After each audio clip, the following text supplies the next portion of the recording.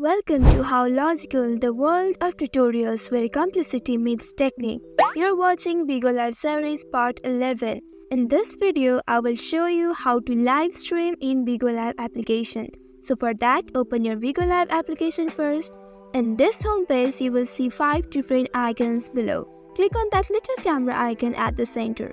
And you will reach to this page. If you want to turn off your camera, click on that little camera icon shown in the video at the top of the screen. By clicking on it, option will pop up. Click on confirm and you will be able to turn off your camera. Once you turn off your camera, you will see background like this. By clicking on the paint palette in the right below, you will be able to change the background you want. By clicking on select tag option, you will be able to add tags in the live. Also, you can add title here, change cover or create live time.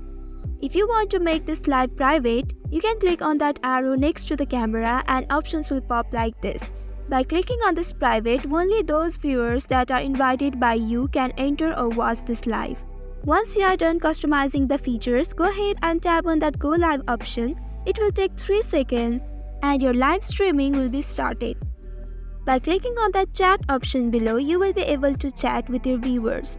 And by clicking on the 3 lines next to chat icon, you will be able to add more features to your live.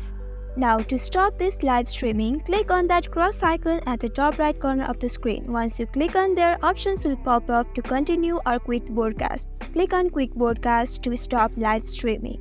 This is how you stream live in BIGO Live application. That's all for today's video. Thanks for watching till the end. If you found this video helpful, don't forget to like, share and subscribe the channel. Also hit that bell icon to get notifications for more such helpful tutorials. See you in next video. Stay connected.